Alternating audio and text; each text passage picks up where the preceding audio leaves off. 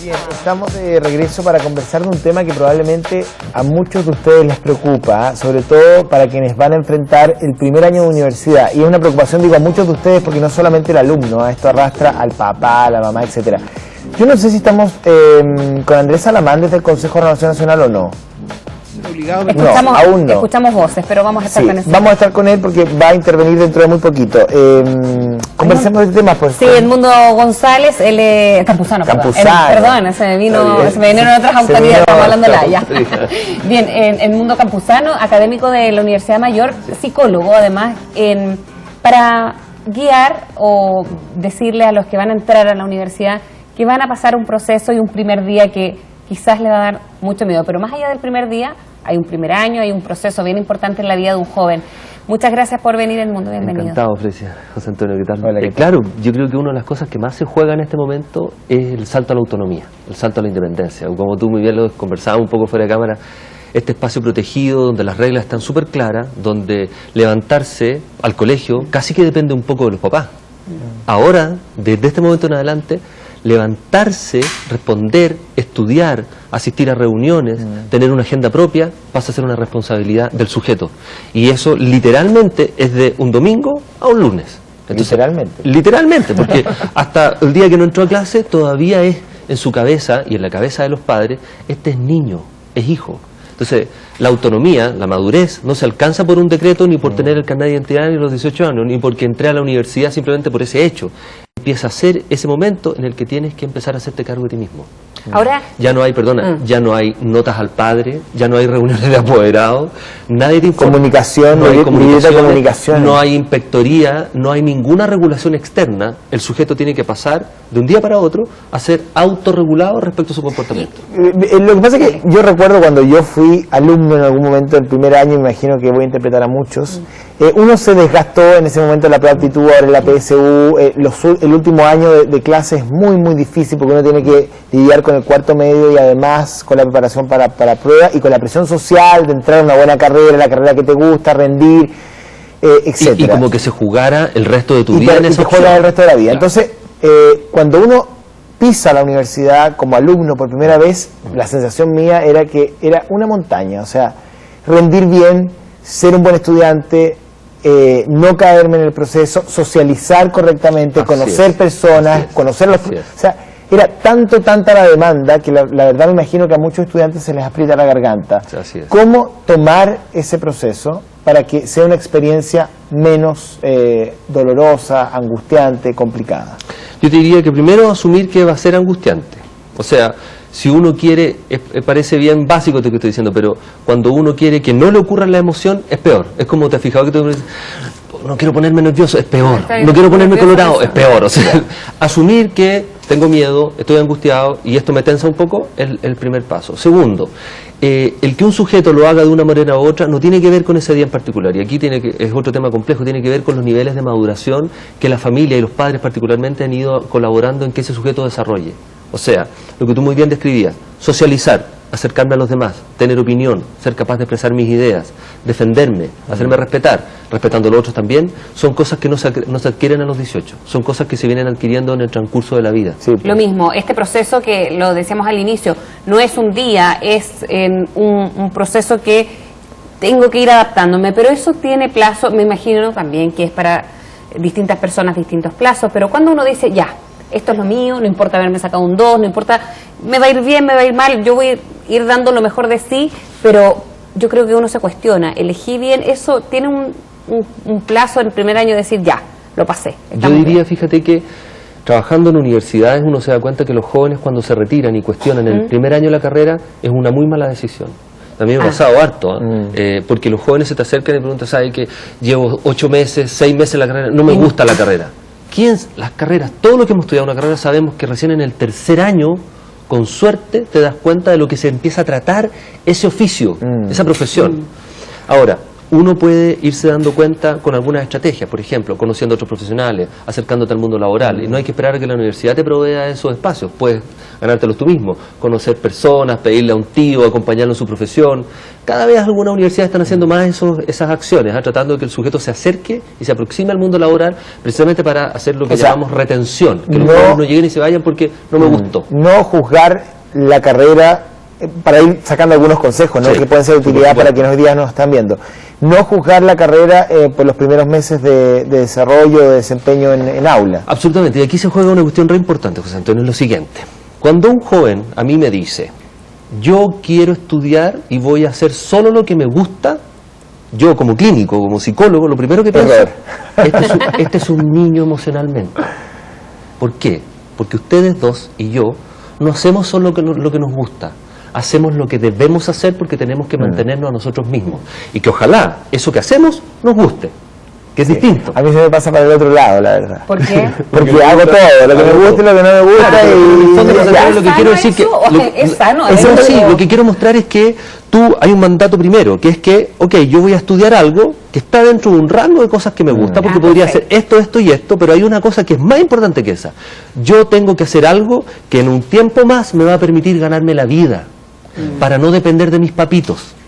Entonces, no tiene que ver solo con el gusto, tiene que ver con que si yo estoy siendo un sujeto que está creciendo y haciendo algo que miro que en 4, 3, 2 o 5 años me va a permitir comer, pagar mi dividendo, comprarme un auto y no pedirle plata a mis papás. Entonces eso no tiene que ver solo con el gusto, tiene que ver con una disciplina y con un propósito personal y tener un proyecto en la vida. Entonces cuando un cabro dice, no, es que sabéis que esta carrera no me gustó, me retiro. Otra, ahora no a esta, no, esta tampoco me gustó, me retiro. Me dice, aquí hay un problema que no necesariamente lo tiene el cabro, probablemente un problema familiar. Viene de los papás. Ya, vamos a la familia. Porque el padre también puede decirle, de ahora en adelante las reglas del juego cambian. Yo le voy a dar 5 años para que usted termine la carrera. La carrera dura 4, tiene 5. Al 5.º año, es decir, usted tiene 18. Al año 23, suyo le quiero decir, hijo, que aquí vagos no hay. Así que o usted termina o trabaja. Yo de aquí a ese tramo no lo voy a molestar. Usted verá si se levanta, si no se... Estoy mostrando ejemplos de cómo uno puede ir diciéndole, usted es responsable de sí mismo. ¿Qué pasa con los fracasos? Los primeros fracasos. Porque me puede gustar mucho mi carrera, la que elegí, pero me va pésimo. Más allá que estudie, porque uno le pone harto empeño. Y ahí cuento un poquito mi historia personal, que fue... Estamos en el diván, cuéntanos, Frecia, ¿cuál es el problema? ¿Qué pasó? Frecia, ¿cuál es tu nombre? Me iba más o menos nomás. Frecia soltó. Frecia soltó. Y representa... me iba más o menos nomás. Y yo también veía compañeros que les gustaba la carrera, pero parece que es el cambio de la memoria en el colegio, de una forma de estudiar absolutamente distinta a la universidad. Y en la universidad uno va aprendiendo otras cosas, pero si me gusta, me va mal, ¿cómo enfrento esos fracasos? Lo que muestran los estudios en el fracaso y en el rendimiento universitario es que no tiene que ver con la capacidad intelectual de los sujetos. Fíjate que de nuevo tiene que ver con la maduración, la adultez. Porque en lo académico. En lo académico, absolutamente. La inteligencia, en la definición más importante que manejamos en psicología, tiene que ver con la capacidad de resolver problemas y enfrentar la vida. No es saberse toda la información del planeta, ni el Código Civil chileno completo, ni memorizar todas las historias teóricas psicológicas que estudiaste en el primer año. Eso no es inteligencia. La inteligencia es la capacidad de moverse en la vida, de resolver problemas y de adaptación. Por lo tanto, un sujeto que ha crecido y que en familia y que en el lugar donde vive, porque hay múltiples tipos de familia, le ha tocado y ha podido preguntar, conversar, experimentar el mundo, conocer personas, socializarse, se va desarrollando como un sujeto cada vez más inteligente, es decir, con capacidad de, ante un problema, hacer un plan B, solucionar, y no se queda pegado en la misma experiencia. Entonces, un sujeto inteligente no tiene que ver con que sepa toda la información. Por lo tanto, cuando un chico hoy día en la universidad, en estos primeros semestres, fracase, ahí se va a poner a prueba cuán adulto, maduro, independiente y responsable de sí mismo es. O te vas madurando ahí. Y que no piense que tiene que ver con, soy tonto. No, uno piensa eso, pero yo recuerdo el primer 2 que me entregaron, y la lectura que yo hice en ese tiempo, dentro de mi mentecita infantil, fue decir, entonces yo no tengo talento para esto. O sea, llegaste inmaduro. O sea, todavía. O sea, no has madurado. O sea, todavía estamos en un proceso. El número de la consulta. Pero efectivamente uno hace una lectura de, no tengo talento, y con mucha vergüenza también. Recuerdo haber sentido mucha vergüenza, porque la pregunta de la mamá y del papá es, ¿cómo te fue? ¿Cómo están los primeros días? ¿Cómo están las primeras notas? Pues que le fracasó a todo el mundo. Me saqué un 2.8. Porque me saqué un 2.8. Me descontaron, no voy a decir el nombre del profesor porque el profesor es conocido. Dilo. Y después condució con él algunos programas de televisión. No voy a decir quién es. Pero me puso un 2.8, me bajó algunas décimas por ortografía. ¿Te has vengado después? No, tenemos una muy buena relación. Le hiciste una pregunta difícil. En otro canal en todo caso. Me bajó por ortografía. Me saqué un 4, ponte tú, 3 o 4 falta de ortografía, un 2.5. ¿Cómo le digo a mi mamá que me saqué un 2.5? Y cómo yo, porque yo proyecté la angustia de aquí hasta el año 5, ¿me entiendes? Entonces dije yo, ok, tengo que empezar a buscar una alternativa. Y en mayor o menor grado, muchos estudiantes sienten que ante las primeras malas notas no tienen habilidades para esa carrera. Sí, ahí hay un foco re importante. La gente tiende a pensar equivocadamente, yo sé que esto es un discurso público y sentido común, pero en la información que tenemos en psicología y en neurociencia incluso, el talento, la habilidad no viene dada y no está guardada en la cabeza. O sea, no existe esto de que o tienes dedos para el piano o no tienes, que era una lógica muy antigua. En psicología nos pasaba lo mismo. O tú naciste para ser buen terapeuta o no, pero entonces uno nace determinado, eso no existe. No existe. Eso ya está probado en los animales, en todas las especies. Lo único que está probado es que el aprendizaje cambia la capacidad de comportarse en la vida. Y el aprender tiene que ver con lo que yo decía, moverse, estudiar. Ahora, que usted probablemente en el primer mes va a lograr aprender y cambiar todo su repertorio anterior, no, pero puede aprender. Una vez un maestro, un viejo profesor le dijo a un amigo mío que le costaba mucho sacar la carrera, y iba lento y le era difícil, pensaba en retirarse, y este viejito muy sabio le dijo simplemente una frase, le dijo, tranquilo mijito, en carrera larga gana el burro. Claro. Si usted es persistente, disciplinado, continúa en lo que hace, se fija una meta y le da a eso, va a ganar. ¿Cuáles son los consejos? Sí, interesante mundo, eso. para quienes nos están viendo hoy día, muchachos que están pasando por esta etapa que se viene para ellos en el mes de marzo, el inicio de su primer semestre, o incluso el que está en el segundo año, donde todavía las cosas no están jugadas, y uno que hace clases se da cuenta que hay muchos chicos inmaduros en segundo año, y en tercero incluso.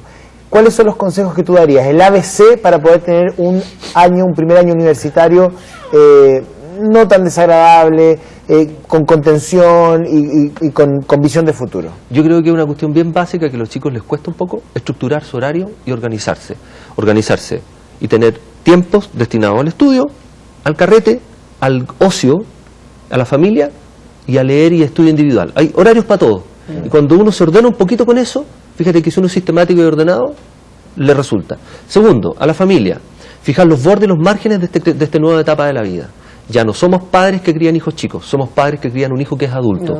Usted tiene que hacerse cargo. Ahora, si la mamá y el papá, porque digo que no es solo responsabilidad del alumno, porque si yo entro a la universidad y mis papás de nuevo están todos los días, ¿estudiaste? ¿Tienes prueba mañana? ¿Cómo te levantaste? No salgas. Entonces me mantienen siendo en mi cabeza una especie de niño adulto. Y entonces a veces pataleo como cabro chico y otras veces me comporto como adulto. Entonces eso es contradictorio. Entonces a los padres el mensaje es unas conversas que rayen la cancha de cuáles son las nuevas reglas del juego de aquí a que usted se titule. Y con mucho criterio que tenga que ver con la responsabilidad de su vida suya de ahora en adelante. Constancia, perseverancia y mucha horario, disciplina también. Estructúrese, disciplina, relación familiar, nuevas reglas del juego. Y unos papás que aprendan a delegar también un poquito. Exacto, a delegar y confiar también en los hijos. Y por favor, padres, no piensen que sus hijos, si les va bien o mal en la vida, no tiene que ver con ellos. O sea, no por favor, no pongan en sus expectativas, sus frustraciones. Que depende de los papás el hijos. fracaso o no los hijos. Claro, no pongan sus frustraciones y sus expectativas. Claro, ¿qué hice mal? ¿Qué hice mal? ¿En qué fallé? Claro, porque uno los ve cuando cuentan, ¿y cómo está tu hijo? Oh, le fue súper bien en la prueba, mi hijo. Como que fuera, si no le va bien, entonces usted se queda callado y su hijo no existe. No, señor. Sí. La vida es mucho más móvil. Es mucho más y hoy día, tranquilidad para los alumnos. A diferencia de nuestras generaciones que uno creía que tenía que ser una sola cosa para toda la vida, hoy día, por suerte, se puede ser psicólogo, después puede estudiar leyes, después puede ser sociólogo, después puede ser chef, puede ser mil cosas, porque la vida es móvil. Hoy día la gente se gana la pega y las lucas de muchas maneras. El mundo, ¿y cuándo podrían aquellos jóvenes que nos están mirando ahora saber que esto es lo mío? Porque uno a veces de chica dice, tiene 12, 15 años, sí, quiero ser periodista. O si no, no, y llego doy mi prueba de selección y no tengo idea qué quiero ser. ¿Cuándo es el minuto y uno dice, ya, esto es lo mío? Por lo contrario, ¿cuándo cambiarse de carrera también? Exacto, ¿cuándo no es lo mío? La vocación tiene que ver con una aptitud básica, es decir, que yo he visto en la vida que esto me resulta más fácil que esto otro. Por ejemplo, las ciencias sociales me resultaban más fácil que las matemáticas y las ingenierías. Es el primer paso. Entonces digo, uy, como que esto me resulta más cómodo, me gusta más leer, que me gusta más estar en los números. Ok, segundo, la capacidad personal, la familia.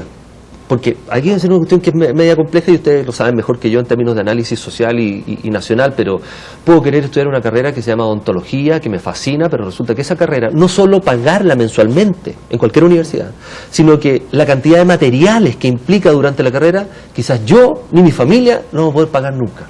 Entonces, puede que tenga las habilidades para eso, puede que me guste, pero tengo que ser realista de lo que puedo. Quizás ahora, eso me parece vergonzoso. Es vergonzoso, pero, Chile, pero bueno, es tema de otra... Por eso dije, ustedes lo saben mejor que yo, pero es realidad, es criterio de realidad. Segundo, ver si estoy estudiando esto porque debo estudiar esto, porque mi abuelo fue, mi papá fue, todos me obligan. O sea, ¿cuánto de mandato social y de obligatoriedad y de presión social estoy haciendo en lo que debo hacer?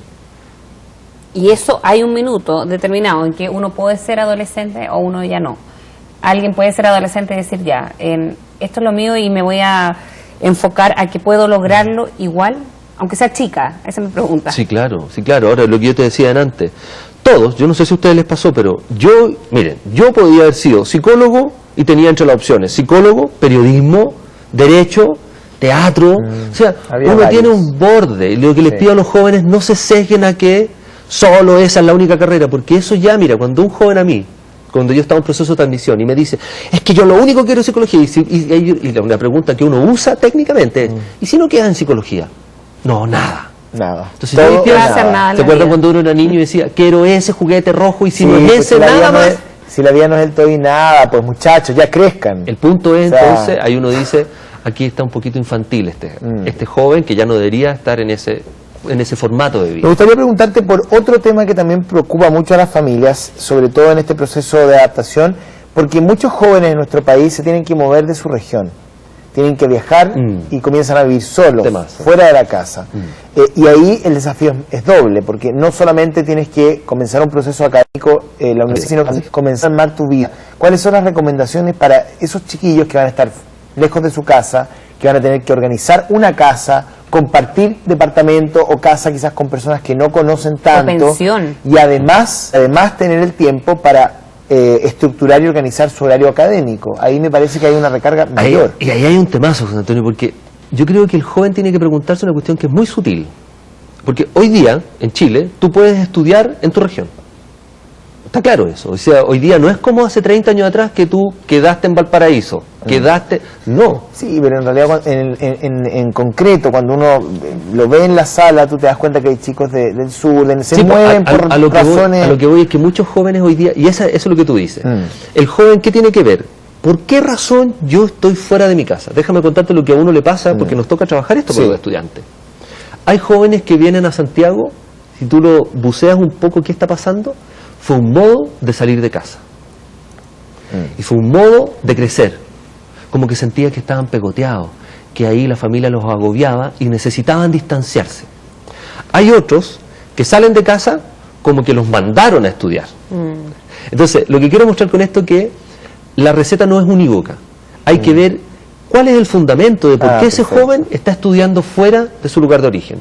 Y eso es muy importante porque hay jóvenes, yo he atendido muchos cabros, que están en Santiago estudiando y psicológicamente están en Punta Arenas. O añoran a su casa. Y entonces lo pasan pésimo acá. Pero también he visto jóvenes que salieron de casa y dejaron el nido. O sea, la salida de la universidad... Entonces tú te das, y te das cuenta perfectamente. Fíjate que nosotros tenemos un programa y tú los vas a visitar donde viven, y el joven que todavía está psicológicamente en La Serena, fíjate que tiene un departamento que tiene con suerte una mesa, un colchón en el suelo y vive como que estuviera de paso, como que él quiere volver todos los fines de semana. Pero por eso yo decía, los que viven en pensión también, yo me imagino que debe ser fuerte, porque te vas, por último, si estás en tu casa, pero acá tienes que empezar a convivir, salir de la casa de tu familia. Exacto, y ahí la receta 1, socializa. Primero. Al tiro, o sea, no puedo ser un joven aislado de la vida y vivir en una pensión. Si tú eres un joven que eres asustadizo, que te has criado más mamoneadamente, más pegoteado a la familia de origen, más cabro chico, y no tienes amigos y no te instalas en una red social, lo vas a pasar pésimo.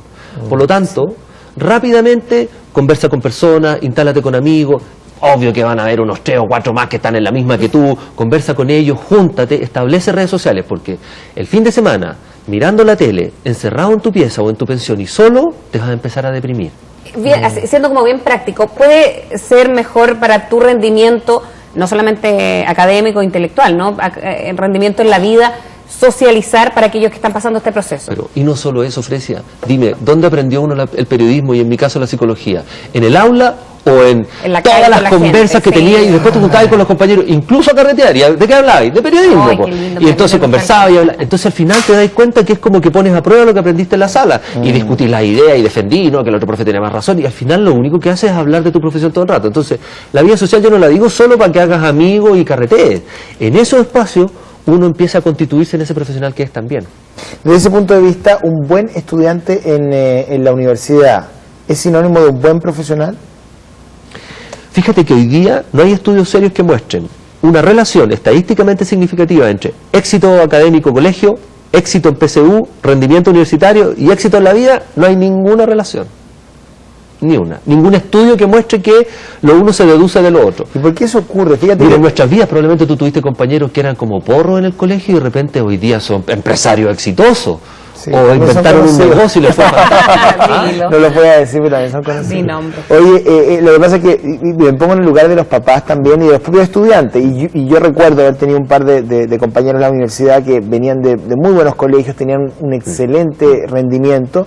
Y el primer año no les iba tan bien, ¿eh? Y se frustraban mucho más que el resto de nosotros, más que yo tenía un rendimiento promedio y no sé, promedio también. Se esperaba mucho de ellos, claro, la expectativa era muy alta.